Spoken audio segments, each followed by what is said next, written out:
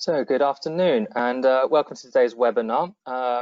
We are going to be speaking about the Environmental Bill and Biodiversity Net Gain. Our speakers today are Simon Tabor from Ecology Solutions and Oliver Ramm from RammSanderson. I am Chris Moore. I'm the chair of the RTPI Gloucestershire Young Planners Group, and joining me here is Melissa Bork from the East Midlands Young Planners.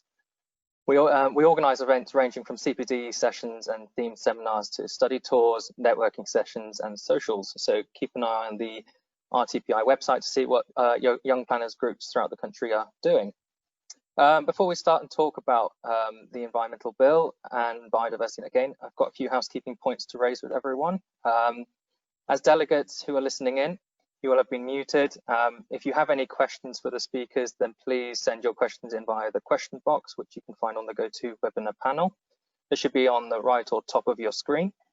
Melissa will be keeping an eye on these throughout the talk and to try and get them answered by the speakers at the end of the presentation. So just keep the questions coming in and we'll keep an eye out on those. The speakers' presentations will run for approximately 40 to 45 minutes before we go on to the Q&A. Any questions not answered will be considered after the session and answers emailed to all participants at the end. A copy of the presentation will also be included as a handout for you. You can download this from the GoToWebinar panel towards the end of the session. If you personally lose connection to the session, then please try and rejoin via the link emailed to you from the GoToWebinar. You may want to ensure your Wi-Fi is at optimum level, as we often find with these things, the device might decide to disconnect. With the speakers, if they lose connectivity, then please wait if you're listening in on the webinar and keep an eye out on your emails, as it may be that we have to relaunch the session with a new link, and so that will go to your email address. I think that's everything with housekeeping dealt with. So with no further ado then, I will hand over to Oliver to start on his talk. Thank you. Thanks, Chris. Good afternoon, everybody listening in. I've got an introduction slide, but Chris has kind of already done that, so I'll just move straight through into the synopsis of what we're going to talk about today. About halfway down that list is where we'll have a bit of overlap, and then I'll hand over to Simon to go through in more detail the biodiversity net gain section and the metric itself, and through some worked examples. But my parts were mostly the legislative side and policy side, and the background of how we've got to this point to date. So the Environment Bill is a big piece of legislation. It's wide-ranging, covers lots of different elements of the environment, not just ecology. And the overarching aim is improvement of the environment over a generation following Brexit, and to lead the green recovery from Brexit and the current crisis we're in. Overall, over the last 15 to 20 years, there's been this incremental tightening up of the wording around environmental legislation.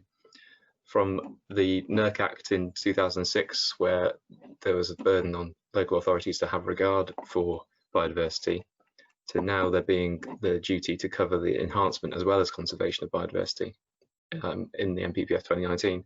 And then looking ahead to the Environment Bill, which is likely to get royal assent next year, there being now a mandatory 10% biodiversity net gain within that. The NPPF itself, from its initial inception, has been updated several times, and the wording strengthened around biodiversity, which I'll cover in a bit more detail in a moment. The Environment Bill also sets out to provide this governance gap, fill this governance gap that's going to be left as we leave the EU, and to provide more policy and legislative structures. So going into the wording in the NPPF, straight into the detail, we've got chapter 4, paragraph 170. In the 2019 iteration, this wording around minimising impact and providing net gain for biodiversity, and this establishment of coherent networks that are resilient to current and future present pressures. So implication there for climate change resilience, and the links being nationwide rather than just within a borough or such. that's a significant shift there from the last iteration where no net loss was the wording in this section. So the clear movement there towards net gain being the standard. And then further on, we have a wording here in paragraph 175, where opportunities to incorporate biodiversity improvements in and around developments should be encouraged, especially where this can secure measurable net gains for biodiversity, which there's the first mention of potentially a metric being implied to inform planning applications. And that will be discussed later on. But then we're seeing local plans coming forward at the moment now, where they individually in their area require demonstrable net gains to be provided with planning applications. And although the wording slightly differs, each of these that have come forward in Bradford, Doncaster, Charnwood and Rutland in the last 6 to 12 months have all required a demonstrable biodiversity net gain. And some go as far to require the 10% net gain, which is echoed through the Environment Bill, but only where impacts to wildlife sites and things are seen. But there's this requirement in policy in the NPPF is effectively voluntary and isn't effectively, isn't law, and the uptake and adoption of this is highly variable at the moment between county areas, and depends on there being that ecological knowledge at each council or the case officers at least having access to that knowledge base to make sure that it's done properly and in line with this policy. So the Environment Bill is one part of it, is to require this this approach as law. The current situation with COVID-19 has clearly delayed the progress of the bill through Parliament. It was anticipated in spring this year, and as of this morning, Royal Assent was anticipated by the end of 2020. However, we've just had an update from the Public Bill Committee saying that the report was expected today, has been delayed until the 1st of December. So to go from that report stage in the image below right through to Royal Assent in a month is probably unlikely. And so I would imagine it would be spring next year that this would become enacted now. The bill itself covers a whole range of issues, from air quality to water and waste reduction, resources efficiencies, and nature and biodiversity.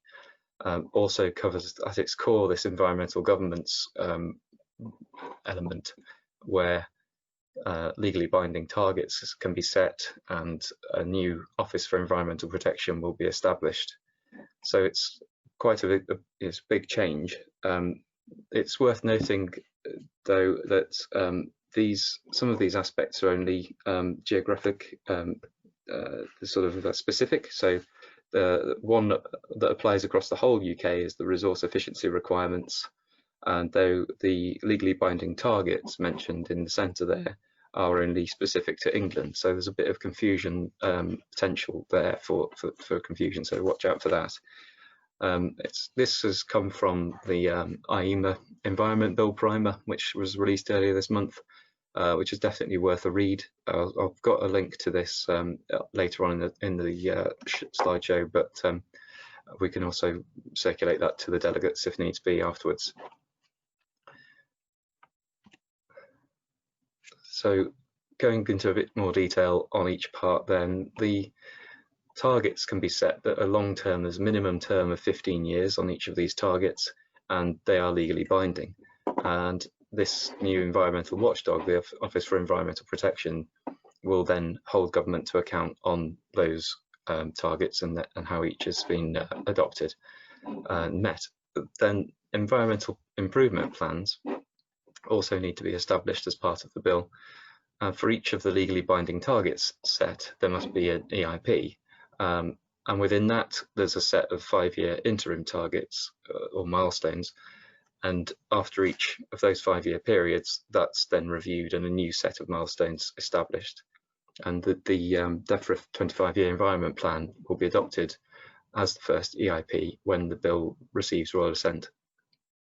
And the bill itself has 5 core principles: environmental protection integrated into policy making, precautionary action, preventative action, environmental damage being rectified at source, and the polluter pays principle. There's some notable exclusions though from the bill, including the non-regression principle not being in there. So there's a risk there that targets set could be potentially rolled back by future governments. So we're keen to see that principle being added in, and hope that as the bill goes through the Lords that would be the case. Also, permitted developments and householder applications are excluded now from the bill. And there's a wording that's tantalising in there saying that there's a possibility that the process of assessment could be eased for minor applications. So that's one to watch out for, and to make sure that that wording comes through into the final piece of legislation as it's adopted. Also excluded are major national infrastructure projects and marine developments at the moment. So things like HS2, East West Rail and such have all adopted their own standards, and they were adopted in the previous iteration of the MPPF. So they've gone down the route of having no net loss rather than 10% net gain. And to obviously change all of that now and make those projects meet 10% net gain would incur significant further costs, delays, and such. So it's been seen to just exclude those for now. I mentioned this Office for Environmental Protection. Effectively, that will replace the European Courts of Justice and the accountability that the ECJ held the UK government in, that the OEP will now take their place of that. Although it's semi-independent, a potential quango setup, independent of government, the Secretary of State will appoint the head of the OEP, who could also be an MP. The Environment Bill places a duty on public bodies to protect and enhance biodiversity in their area, and to establish local nature recovery strategies that link together. So there's every county and borough must have a local nature recovery strategy, and most county authorities are underway with assessment on and putting together that strategy at the moment. The work is underway, and that's including a full audit of their resources across their county, identification of hotspots and possible ecological corridors that could then provide those coherent networks previously mentioned, and linking them together, and possible resources as well for biodiversity net gain land, which we'll come back to later. The bill does empower local authorities on the issue of biodiversity, but it also will, for this to function properly, will require additional funding and expertise being available to councils, whether that's in-house or through service level agreements with the wildlife trusts or consultants or anyone else. That all needs to be established, and quite quickly. As for biodiversity net gain, which is part of the section, part of the bill, sorry, I'm going back too far here, apologies. So obviously Major spoke on the wheel there, biodiversity net gain being a part of the nature and biodiversity element there. I don't know if anyone's worked with it or not yet, but it's being required because of the mentioning of it in certain local plans and in the MPPF. It's sort of a live requirement now. It is the principle of assessment of a before and after picture of a development site or any project site really, and think of it similar to BRIAM, where we're frozen. I hope you can still hear me okay. Think of it like BRIAM, where you assess the habitats present on the site before and then overlay the development proposals onto the habitat survey and measure the areas of each habitat type. But it goes further than BREEAM. Oh, thanks, Mel, for confirming that. My video's just frozen up, that's all. It goes further than BREEAM in that it looks at the condition and health and so forth of each habitat type and rarity nationally and things like that. So it's much more involved, and there's a possibility there that within our industry there could be a skills gap that could potentially slow things down a bit as a limiting factor on the assessment side. So we're all working hard to upskill in advance of this and make sure that our botanists are ready for assessment in this particular manner. Though the Environment Bill mandates this approach, this assessment approach, and sets a requirement at 10% biodiversity net gain. The bill obliges the Secretary of State to produce a biodiversity net gain metric and a national register of BNG sites that should be publicly available. Also to establish a means of trading biodiversity units on a national level. Also, as I think will be interpreted and actually in practice will be a fallback option if other means of providing net gain are impossible, there'll be a potential to purchase biodiversity credits directly from the Secretary of State. Key to all of us will be the fact that biodiversity net gain will be a condition of planning permissions, and permissions will not be granted unless the applicant has submitted a biodiversity net gain plan, is the wording in the bill. And the net gain plan will comprise a biodiversity impact assessment, BIA, and a biodiversity net gain strategy, which will also include an obligation for 30 years of maintenance, monitoring and management to make sure that the strategy as set out is actually achieved on the ground. In terms of where on the ground that happens, there are options, and with on-site being the sort of first port of call, and then outward from that to off-site measures that would be established and set up within either the developers' other land holdings in the area or through agreement with other land owners, or, as I mentioned, the purchase of biodiversity credits. Also, those can be done in combination. So you can start with an element of reducing the loss, if you like, towards neutral and towards a net gain with on-site measures. But if there's no room to go further than that on-site, then you would then look to go to off-site to make up the difference towards 10% net gain. Funding for the biodiversity net gain management and maintenance is currently via Section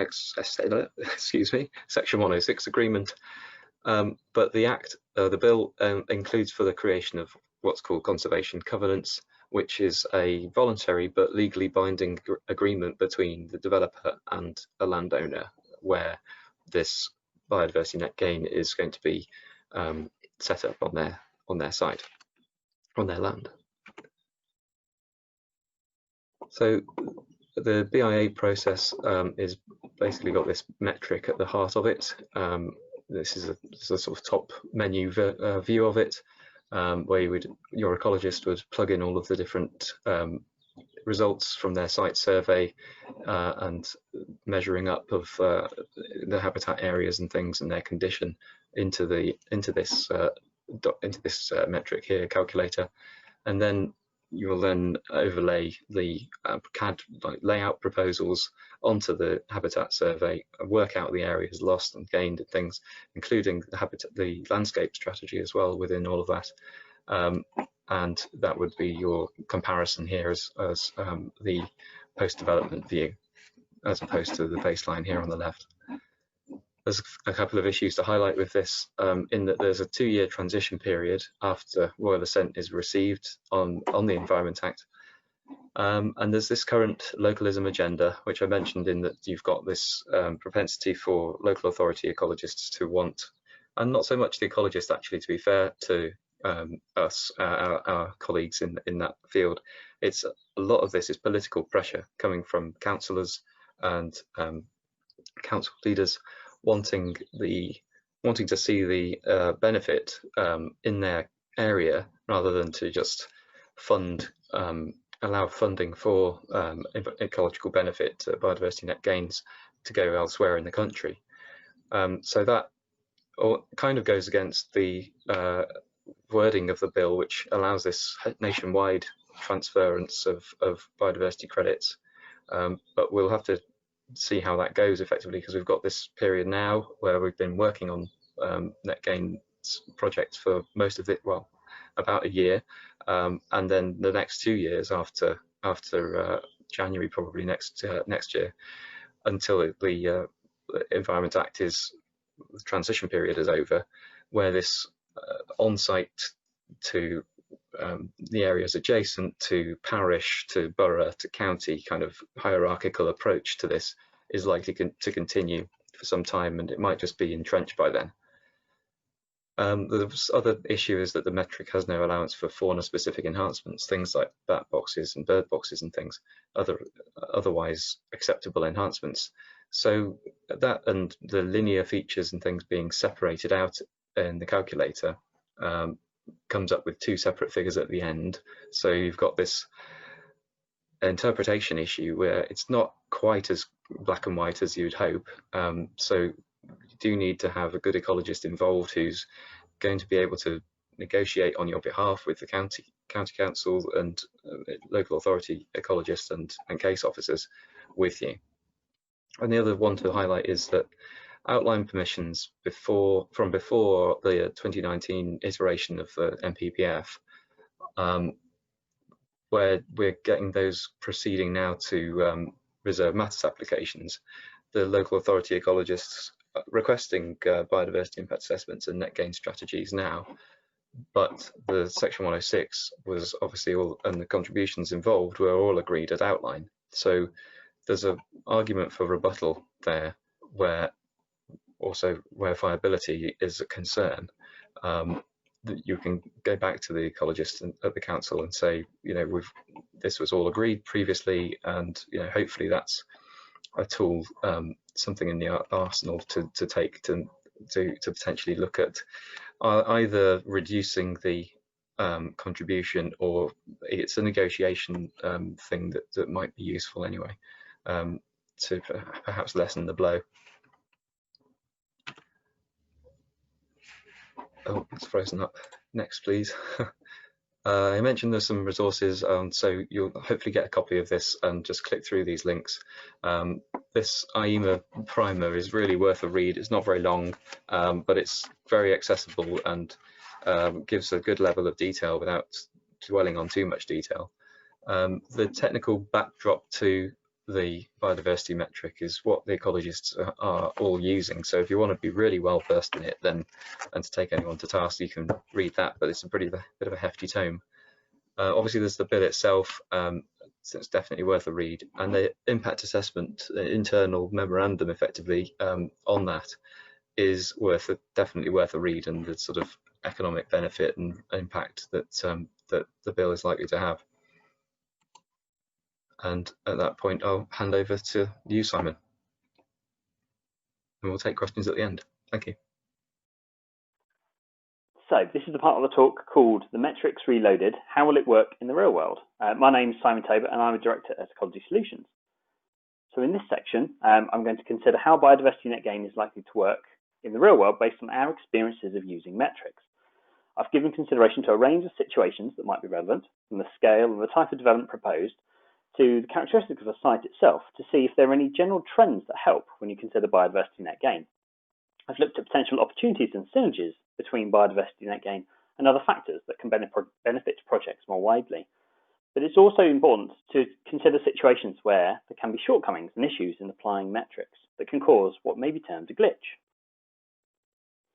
And so, obviously, the most important element to first understand is what a metric is based upon.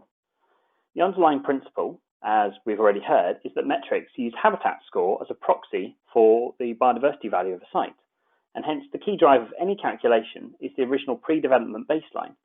So this notional score is derived from three key elements: distinctiveness, which is the rarity or basic value of a site, of a habitat within a site, the current condition of that habitat, in ecological terms, whether it's good, moderate or poor, and the area. This is the starting point for any metric, and therefore the 10% increase that the Environment Bill is looking to enshrine in the legislation is measured against this. The next step is to calculate the equivalent score post-development. This includes obviously all habitats, whether they're retained and enhanced or they're newly created. This is made up of the same three elements, but where creation or enhancement is proposed, there are some risk factors that effectively moderate the score. This takes into account the relative difficulty of creating a new habitat and also the time taken to reach a set condition. For instance, woodlands may take longer than scrub. So the upshot of all of this is that like-for-like provision is insufficient, even before you start to consider the need to achieve a 10% gain. And this brings us to our first key principle: not all habitats are created equal, and to a question which I posed. If you're creating 1 hectare of new habitat, which of the following do you believe would give the best score? Would it be broadleaf woodland, wildflower grassland, mixed scrub, or wetland in the form of a SUDS feature? So in the poll that we had during the call, of these, most responses felt that wetland in the form of SUDS would give you the highest score. Wildflower grassland, as you can see here, the second highest, followed by broadleaf woodland and mixed scrub as the least likely to get you a higher score.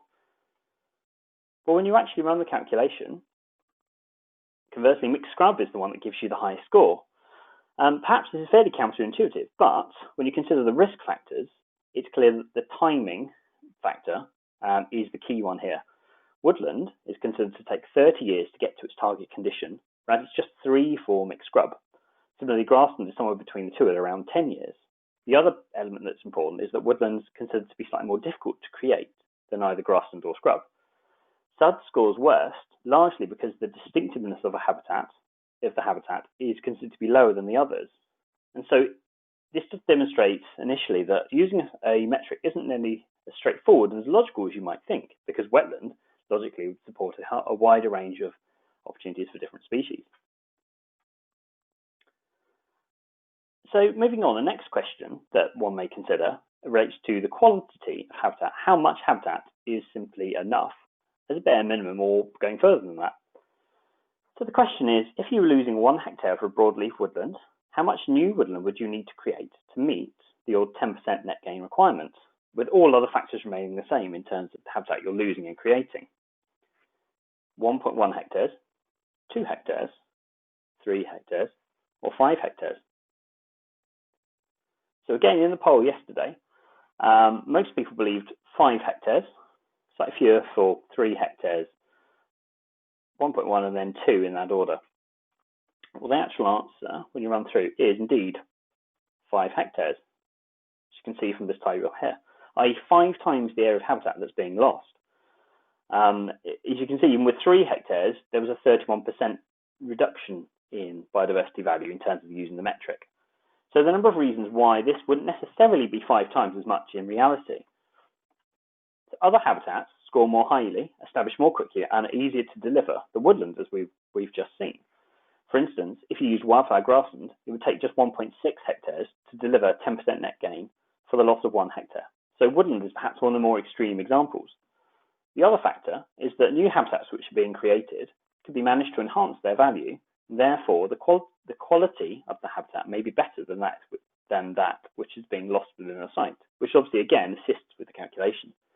So it does demonstrate that there are a whole range of factors that underpin a metric. So it's actually a much more difficult question, even for an ecologist, to answer than it may seem at first blush. Obviously, there are a whole range of and number of factors that affect the design of a planning scheme, and therefore the extent and character of any green infrastructure within a site. This can include any one of the following, as shown on the slide here. Each site is clearly going to be unique, but there are some general trends that can help with consideration of biodiversity net gain early on in a project, and whether it's likely to be challenge, or indeed an asset. I tend to think of this quite helpfully if you look at a scale from green to red, where green demonstrated are sites that would have few issues caused by biodiversity net gain, and therefore it would be positive in terms of the planning balance, whereas sites where biodiversity net gain requirements can cause real significant issues, these towards the red end of the spectrum. So the first category that I've considered it relates to large strategic development sites. These are obviously defined by their very nature as representing extensive parcels of land, and hence space is not often a factor. Depending on the proposals, there may also be less development pressure to maximise net developable area, and therefore there may be more flexibility in terms of green infrastructure, both in terms of the quantity and also the quality of habitats. The ecological value of large strategic sites may again be relatively limited. Agricultural management tends to result in land of very low ecological value, as you can see from this image here. Interest in ecological terms may be limited to features such as field boundaries, woodlands, and specific fields.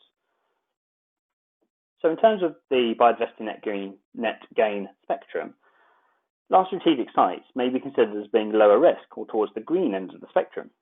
As a result, it's likely that you'll have on-site and off-site options for delivering and meeting your 10% net gain requirements. Conversely, and quite clearly, small-scale sites have a very different set of issues. Space is clearly at a premium, and it may be little, if any, flexibility for factors such as the layout to be amended to tweak or amend green space. Furthermore, the land value may also be proportionately much higher, particularly where if they're located in urban areas. And so financial pressures may dictate that providing more enhanced green infrastructure simply isn't going to be viable for a small site. The ecological value of a small site may similarly be limited, but the issue is that the requirement to deliver 10% net gain is a proportion of the original baseline score.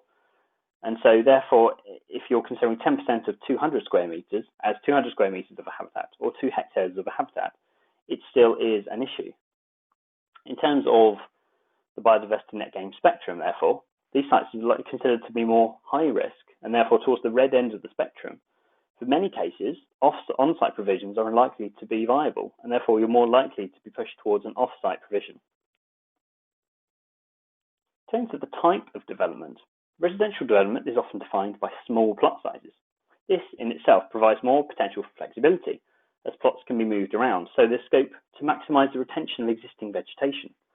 In biodiversity net gain terms, this is obviously a huge plus, given, as we've already seen, there's quite a penalty for removing and replacing a habitat due to the risk factors, as before you even get to the need to deliver a 10% gain. Also, given that open space is often required as part of a residential scheme, there's clearly scope to deliver synergy here. For instance, you can gain credit in biodiversity net gain terms for providing play areas. However, it's important to note that the condition of a habitat is often dependent on the management. And so if they're intended to be formal areas of open space, this is likely to achieve much lower scores than an area of informal green open space, which will have higher biodiversity value. Similarly, and perhaps most importantly, on-plot habitats, which are transferred to private ownership, score very poorly, so private gardens and the like. Essentially, this is because there's no guarantee in terms of how they're going to be managed in the long term. And so if you had a residential development with very little public open space or green infrastructure, which will not be turned into private land, you won't benefit very much from this factor. And so again, on the spectrum, residential sites as a whole, generally I would consider as being between the two. It'd be very much a case-by-case basis. It wouldn't be red, wouldn't be green, it would be towards the amber. Industrial sites are defined often by having much larger plot sizes. In turn, this may mean less flexibility to retain existing vegetation, and therefore it can exact more of a penalty in net gain terms. This may be particularly important for very large schemes, such as B8 distribution sheds or rail freight interchanges as shown in this image here. However, unlike residential schemes, it may be less likely that the open space will be transferred to private ownership. It may be either kept by a developer if units are going to be leased, or potentially transferred to the council with a commuted sum, or another party, for instance. In biodiversity net gain terms, this is clearly beneficial, as the habitats post-development can achieve much higher scores. Also, given the scale of some of the development units within a large industrial site, there may be other elements of mitigation that are proposed, such as large bunds for visual impact, landscape and visual impact screening, for instance. Subject to these being planted in the correct way and using the right type of habitat, these lend themselves very readily to contributing towards biodiversity net gain. So there's a clear synergy here, particularly if they're extensive in nature. And so, on balance, therefore, again, if you consider the spectrum, they're more likely to be towards the amber part of the spectrum. Again, it would be considered very much on a case-by-case basis. Mixed-use sites, as maybe somewhat unsurprising, fall somewhere between the two. Varied plot sizes mean that the flexibility for habitat retention will depend on the layout, while synergies and risks will again depend on factors that are linked to planning and other mitigation requirements. However, in net gain terms, with a carefully designed scheme, there may be scope to grab the best of both worlds, placing as much reliance as possible on areas of open space that are required for landscape and visual mitigation, for instance, but also then using the benefits of having smaller plot sizes to minimise the loss of sensitive habitats. And so, on the spectrum, I would suspect that a mixed-use scheme would be more towards the green end of the spectrum than an amber, given that you can use the benefits of moving plots around potentially. Although, again, this is very much dependent on a case-by-case basis, linked to what is the case within the site. The third key area that I've considered is the type of site itself, whether it is greenfield or, as we'll see in a moment, brownfield. With greenfield sites, evidently the habitat scores are likely to be relatively higher, given that they're undeveloped. But the key, which is most important, is the value of habitats which are actually going to be lost to the development. If development is therefore restricted to lower value habitats, such as either arable land or intensively grazed pasture that has very low value, then the loss in terms of this score on the metric is much lower, and therefore it would be mitigated. Protected species issues could, however, arise with a greenfield site and probably are slightly more likely than with a brownfield. But there are maybe a whole series of other constraints that actually conversely could work to the benefit of a metric. For instance, drainage, landscape and visual impacts, or tree protection. Mitigation for these, again, could tie in well with net gain requirements. And so if you consider it on the spectrum, it may be, again, it's entirely dependent on any given site, but to my mind, there would be more amber towards green, and you may have opportunities to provide for your 10% net gain on-site or off-site. With a brownfield site, clearly it's previously been developed. As a result, the initial baseline scores in terms of the habitats may be lower than greenfield, but given that they will often be small-scale sites, or more often be small-scale sites, and may be subject to additional pressures such as high land value, the requirement for 10% gain as a proportion still poses a potential issue. These ecological constraints are likely to be more limited than for greenfield sites, I would suspect, in most cases, but there may be some unusual habitats such as open mosaic or particular groups such as notable invertebrates and protected birds such as peregrine falcons and black redstarts that may require specific mitigation measures. So biodiversity net gain is likely to prove slightly more of an issue here, probably more on the scale between amber to red on that spectrum. But again, it would be based very much on site specifics. It's more likely that off-site you will need to provide your net gain provision to secure your 10%. So it's worth bearing in mind and reiterating the key point that metrics are based on the principle that habitat is a proxy for biodiversity value. Whilst this is often broadly fair and reasonable, in some circumstances it can lead to issues that mean that there are glitches. For instance, if you consider designated sites and habitats. To avoid adverse effects on a designated site, there may be a need to provide specific habitats. For instance, buffer planting to an ancient woodland may need to be provided in the form of tree and scrub. Or you may need to provide particular types of habitats, such as wetlands, to replace those which are being lost. This can, in effect, therefore tie your hands in terms of the ability to deliver biodiversity net gain on site, given that different habitats achieve different scores. There's no connection at all between the metric and designated site mitigation requirements. So clearly there is potential for conflict in terms of various elements of the legislation or different parts of legislation, and also planning policies. For instance, legislation such as habitats regulations may mean that you need to deliver new woodland and hedgerow habitats within a development site to provide suitable habitats for foraging bats associated with a special area of conservation in the local area. But this may not actually work for you in terms of your net gain calculations. So creative solutions on-site may only go so far, and it may still end up pushing you towards off-site solutions, despite the fact that you're delivering habitats specifically for ecology within a site. Yet there are, again, some clear opportunities that mitigation for designated sites can tie together very well with biodiversity net gain. For instance, SANG, suitable alternative natural green space. Put simply, this is the provision of informal open space, subject to a series of particular criteria, as mitigation for impacts on European sites arising from recreational pressure. The key characteristics of providing a SANG, as shown here, tie in very, very closely to those required for biodiversity net gain, which are the fact that the site is secured in perpetuity, it represents informal green space, delivers a variety of natural habitats, and there's clearly opportunity for biodiversity enhancement. And so as long as they still deliver the primary aim, which is mitigating for effects upon the European sites, there's no reason why they can't also contribute towards biodiversity net gain as well.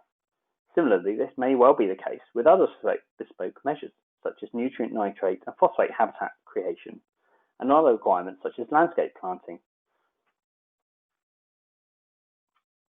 The third key elements, as all planners will know when it comes to ecology, are protected species. So if protected species are present within a site, again, in the same way as designated sites, there may be particular requirements for mitigation that again will tie your hands. This may mean that habitat type, management and distribution across the site may be restricted and you may not have a free hand. For instance, if you have reptiles in the site, you may need to deliver and manage grassland as rough within a site, which delivers a lower score than some other habitats. Similarly, if you have hazel dormice, that may entail a requirement to deliver new woodland planting, which, as we've seen, does not have a particularly high score under the metric. So again, there may be some conflict potentially in the legislation, particularly where a license is needed for certain species, and also planning policies which may seek to promote opportunities for certain species. The lack of a direct connection, as Oliver has said in his part of the talk, between net gain and protected species demonstrates that it isn't a catch-all or ultimate answer to deal with all matters relating to ecology. So to finalise my talk, there are two case studies I've taken here to underline just some of the key elements I've discussed. So the first of these is a former gasworks site in Bethnal Green in the London Borough of Tower Hamlets. This would fall into the category of a small-scale site, which you can see from this plan here on the left. It's a very small-scale site, so therefore in an urban location. So space is the key limitation, and the land value is also very relevant to this site. The proposals are for a mixed-use scheme, which I'll come to, but the flexibility afforded by this is clearly limited by the size of the site. And as you can see, it's a brownfield site. Vegetation at the site is very regularly managed and effectively comprises some limited scrub, but otherwise some recolonising vegetation. As a result, this site has a very low baseline score in terms of habitats, which feeds into the metric. There are a few other ecological issues relating to this site, the only one really being that the canal to the north is part of a non-statutory designated site, but there are no other protected or notable species issues within the site itself.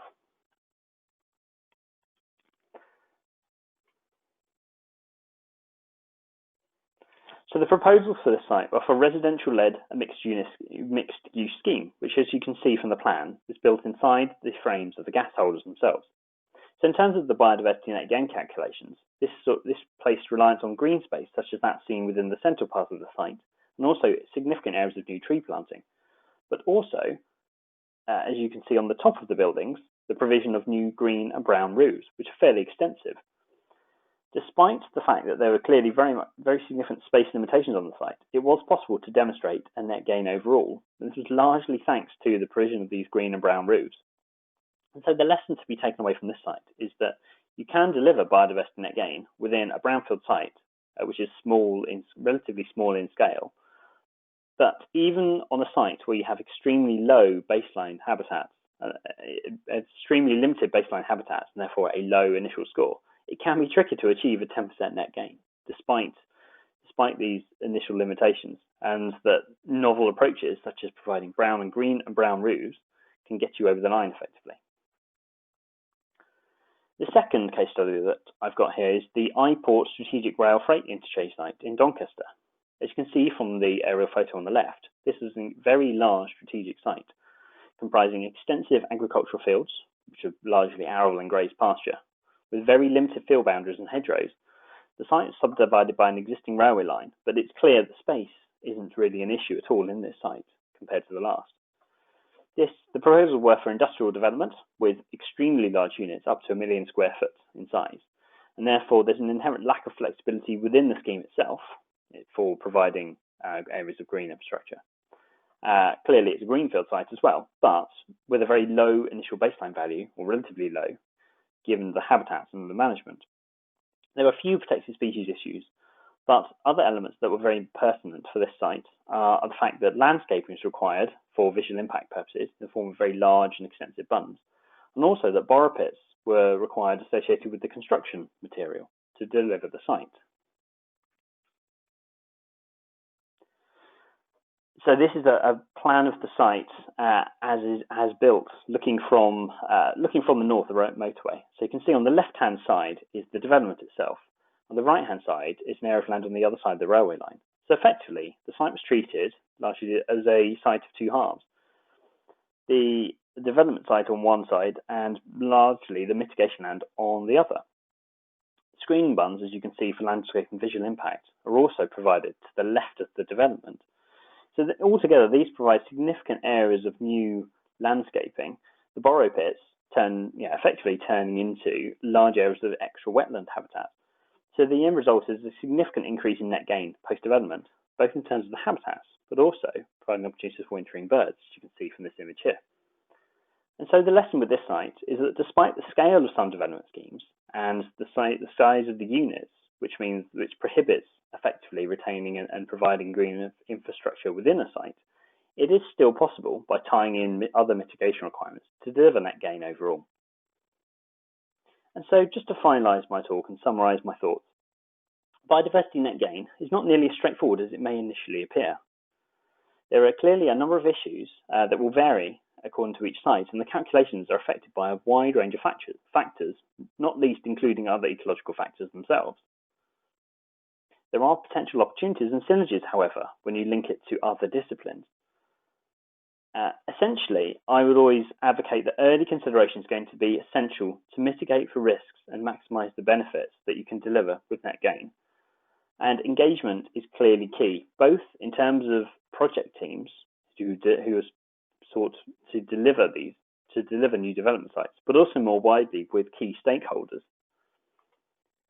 And ultimately, in my view, biodiversity net gain and the assessment of it is certainly not a replacement for ecological assessment, but it is a very useful tool to assist and inform decision making.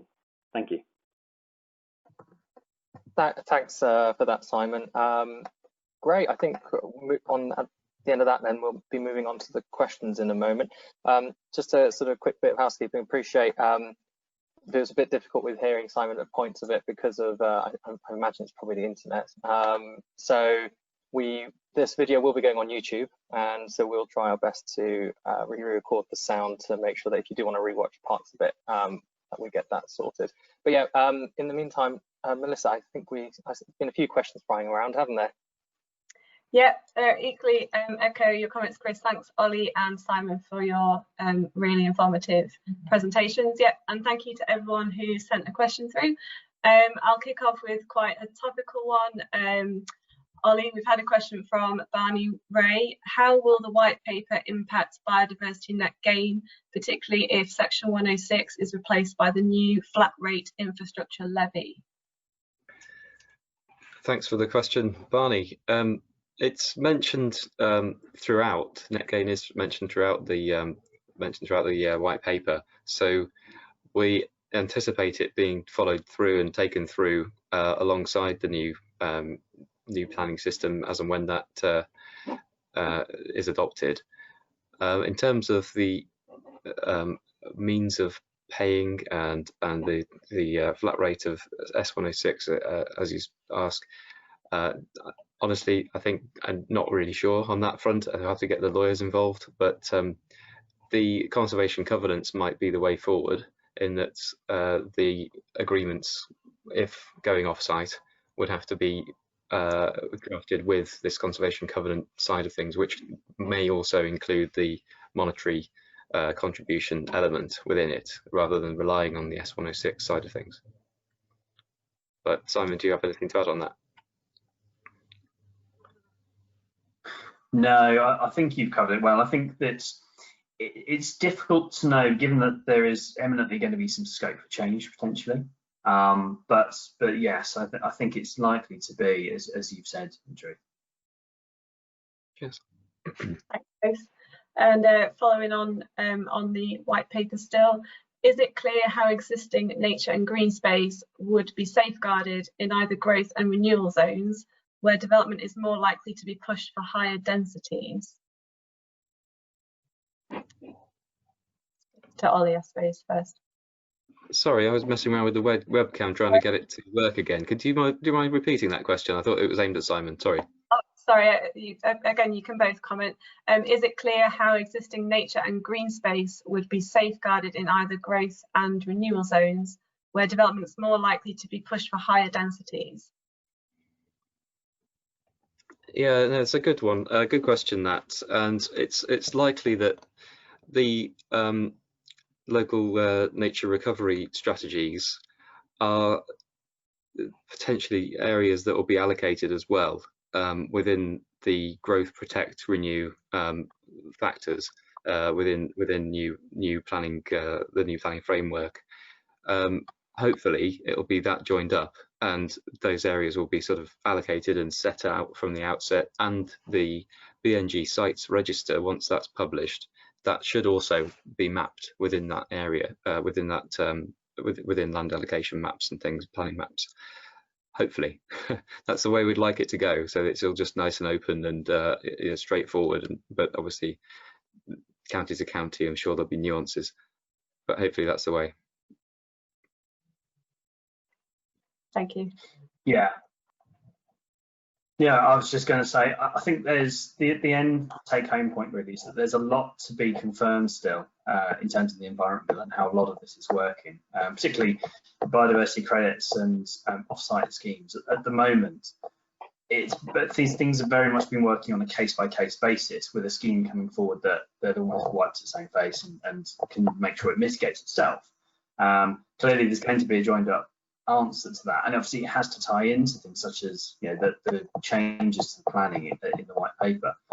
But at the moment, it's almost everything's been thrown up in the air in one go. So I think the clarity will come, but in a way, it's lucky that there will be a period of time where this will come in gradually, as opposed to all of a sudden being dropped in one go. Because I think it'll be incredibly difficult for ecologists and planners alike to try and deal with this all in one go. Yeah, great, thank you. Question for Simon from Adam Thomas. Do you think that mitigation or offsetting will lead to a homogenization of habitats in development or off-site locations? There is a risk that it could. As we sort of have seen from the examples, that there are certain types of habitat that deliver higher scores, and therefore for a developer, there may be a propensity to maximize a score within the site because they want to maximize their developable area. So that is a risk, because you could end up with sites that are full of scrub, but actually in ecological and real biodiversity terms, you want more of a mix of grassland and woodland and the like. I think where it's going to be interesting is where you then link up with protected species mitigation. That's what I'm saying.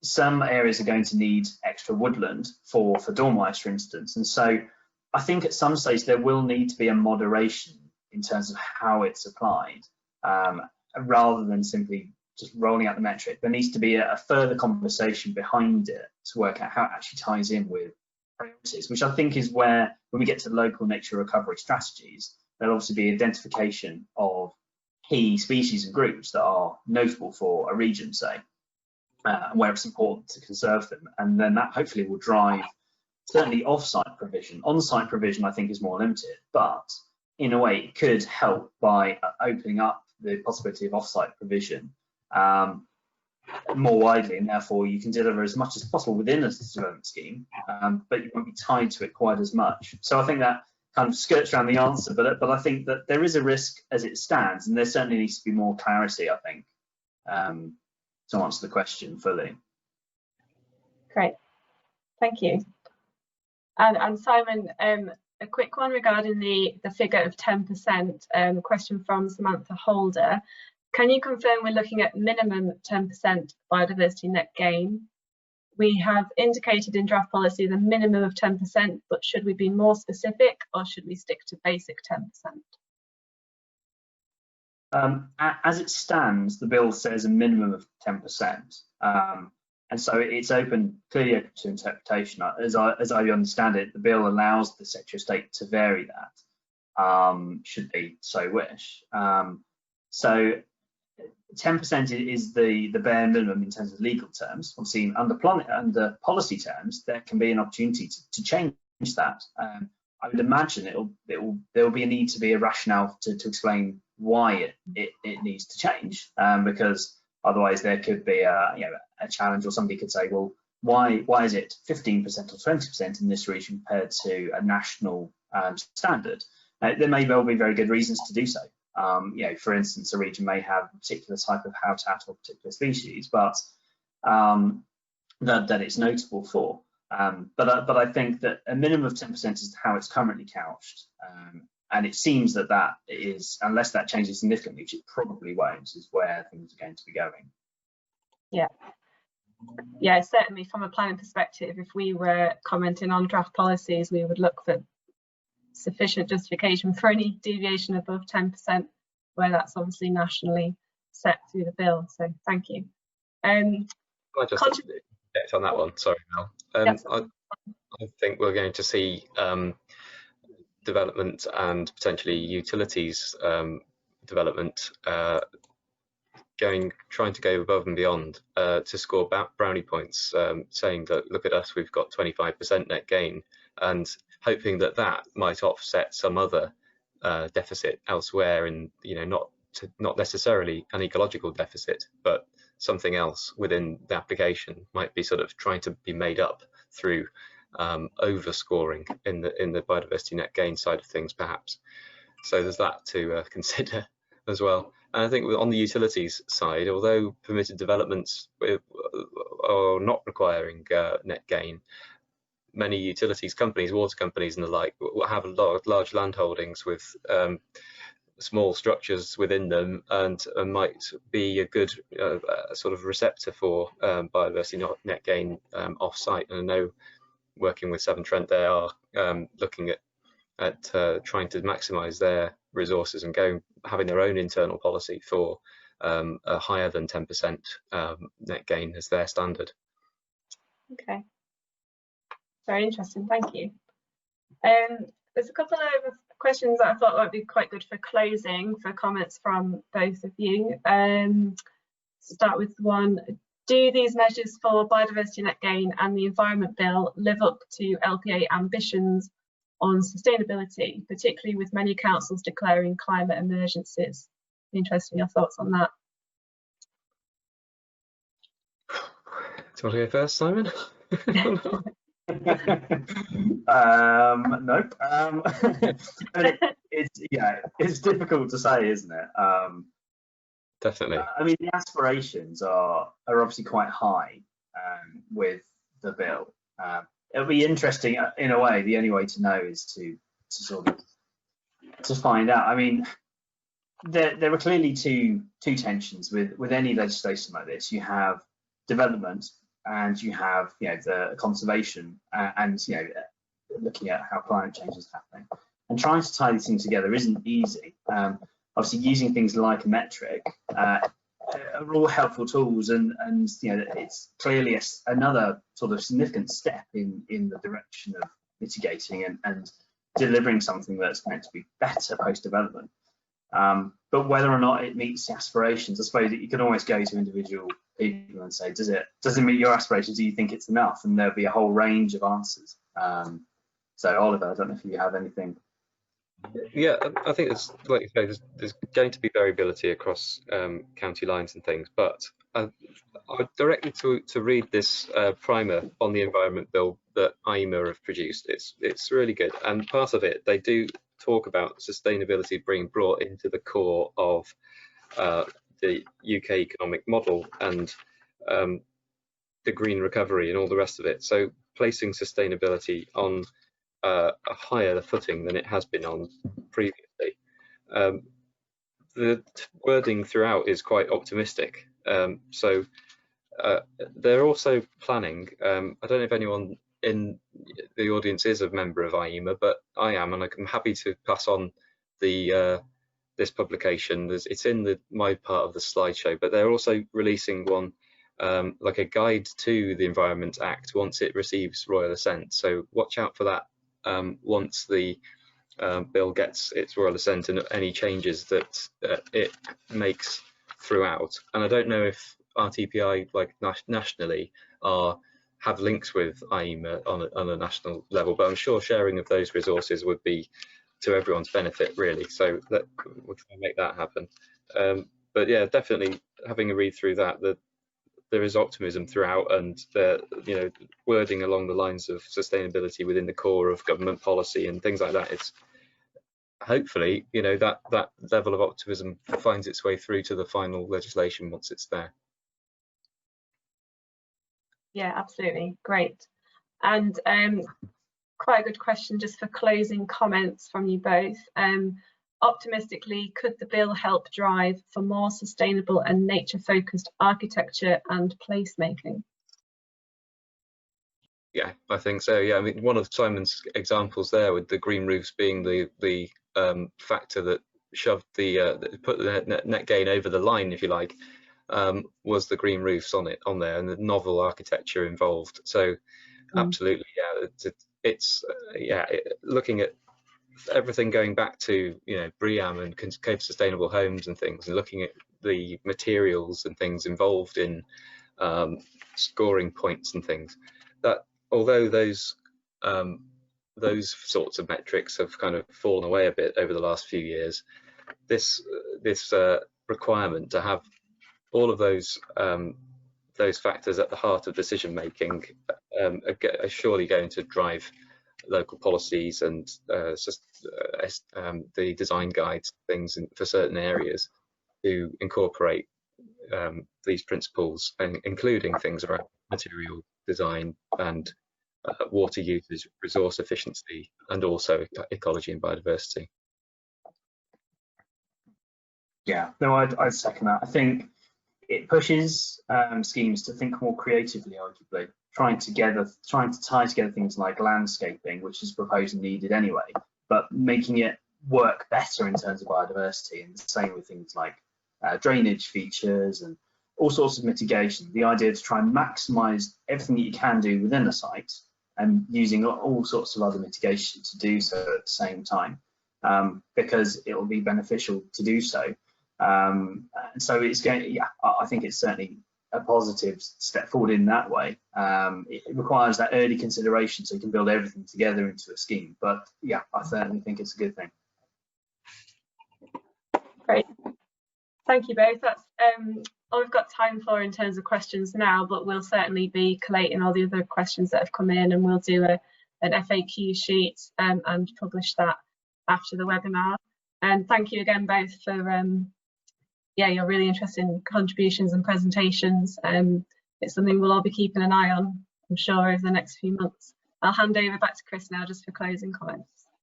Yeah, thanks, Melissa, and thanks, Simon, on it. That's some really interesting comments and sort of information that you guys have brought up. So really grateful for your time.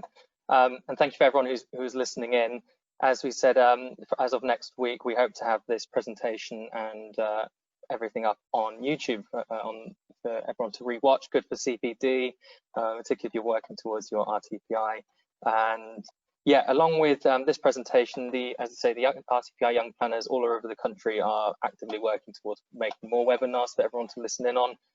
So certainly some of the key ones coming up. Gloucestershire are doing an LVIA webinar on the 14th of October. The Northeast Young Planners are doing one on design and planning on the 2nd of November.